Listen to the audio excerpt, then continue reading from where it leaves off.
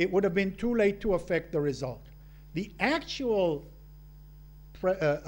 research was done, and the actual effect was achieved through this combination of social activity, technically mediated, rather than through the law. So it's trying to wrap our minds around what it is that makes this possible, what it is that is attractive or unattractive about this mixture of legal and illegal, commercial and non-commercial, that creates new sources of power and resistance and control and working around control.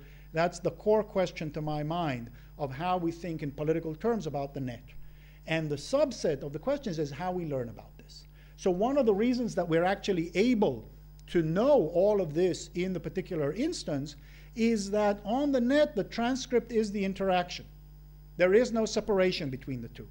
And so to the extent that it's archived and to the extent that we can actually go back and look at it, and there's a lot of activity of archiving both on sites and places like, not like, the Internet Archive and the Wayback Machine, that actually allows you to look at the transcript. So if we build machines that allow us to parse the enormous amounts of data, text and linking and pathways, we have access to historical and immediate analysis of the interactions. From the interactions themselves, there is no separation between the transcript and the interaction. And this is a critical new fact. We just don't yet have the machines to read the transcript given its size. But that is a core function of what places like the Media Lab are, of course, about. So essentially what we have is a technical, economic, cultural shift at the foundation of this new shift. There are theoretical divisions about what matters and what's happening over relevant domains of politics and power, and I'll talk a little bit about those. There are those who focus more on deliberation and those who focus more on power and power to be heard and set the agenda. And there's a new empirical context. The transcript is the interaction, as I said. First of all, 3 minutes on background economics, maybe 4. The most important fact about the networked information economy is that for the first time since the Industrial Revolution, the most important inputs into the core economic activities of the most advanced economies are widely distributed in the population. This is true of material components, computation, communications, and storage, as well as sensing and capture, these devices, as well as human creativity, intuition, experience, motivation, and the procedural necessities, the social capabilities to manage the processes that play such an enormous role in places like Wikipedia or free and open source software. All of these are radically distributed in the population, which means effectively that behaviors that were once on the periphery, always there, they were always there in social reproduction, but they were on the periphery of economic production. And therefore, on the periphery of the construction of public discourses in large contemporary democracies, move from the periphery to the core. They become an alternative modality of production on a large scale. This implies 2 major important moves. The first is commons-based production, which can be either individual or collaborative. It can be either commercial or non-commercial. Critical to defining what is commons-based means that the inputs and outputs are not excluded. You do not exclude others from the outputs, which means they can read them for free and freely, and they can reuse them freely and for free, which means that the business model and the ability to make money are not a constraint on the ability to use the cultural and news materials and the ability to participate. This increases the diversity of actors, motivations, and transactional forms. And it's important because it legally decentralizes authority to act and places it where practical technical capacity to act is located. A subset of commons-based production is peer production, which is to say large-scale cooperation among human contributors, not mediated by price signals or managerial commands, but rather by social processes. So classic examples that I use to talk to skeptics. In 1995, 2 groups of engineers thought that this thing, the web, was a big deal. And so they thought you needed web server software to respond to the web browser.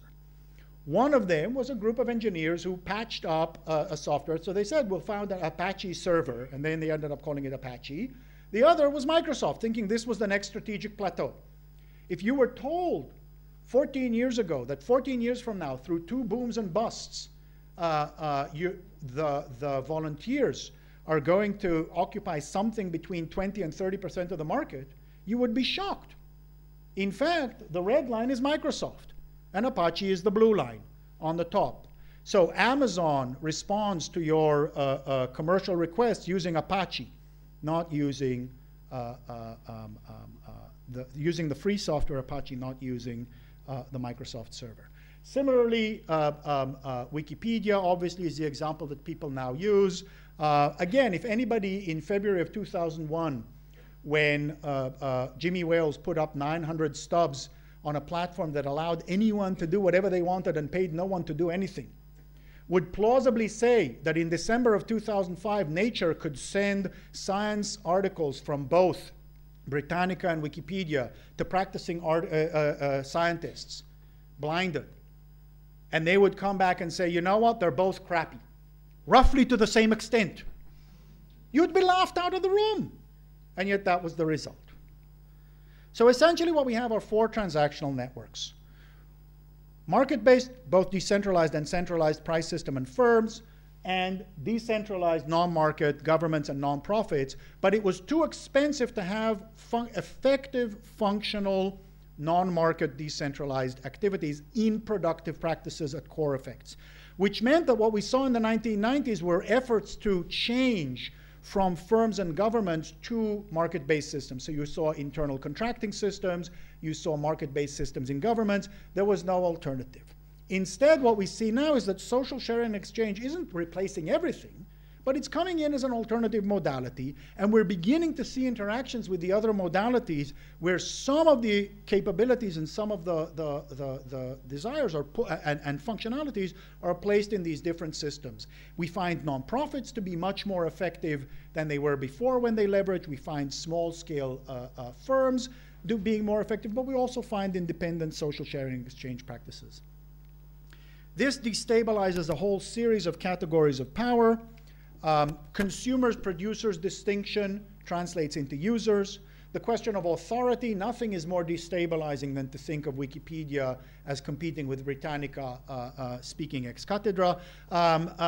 Quality and accreditation begin to change and move to the network and to what it is that people think.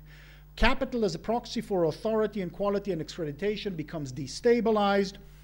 You begin to get practices of skeptical reading. How can you trust what you see on the net is always a question. But because it's always a question, what you get is the development of skeptical reading, reading as investigation, as opposed to the false belief that in fact what you're getting from an established media source is the truth, which of course we all know it isn't. Maybe there's also erosion of there's nothing I can do about it. If there's some way for me to interject my observations into the debate, and this is one of the core empirical questions on the table, then maybe you get erosion of this sense of what can I do? I can talk about it with my friends. So in the 20th century, our experience with most of the massive victory of democracy over its primary alternatives was largely in the context of a mass-mediated set of public debates. We'll see what happens otherwise.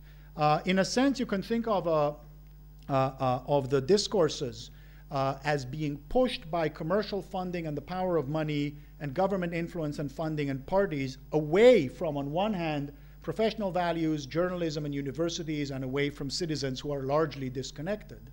And perhaps what we're seeing is that the new abilities of non-commercial, non-market distributed production are giving new powers both to the professional values against the pulls of market imperatives and to citizens and to the interaction between those two, so as not to completely transform everything, but to create a new set of pulls and pressures on all of these. So let me start to tell a few stories about what I might mean.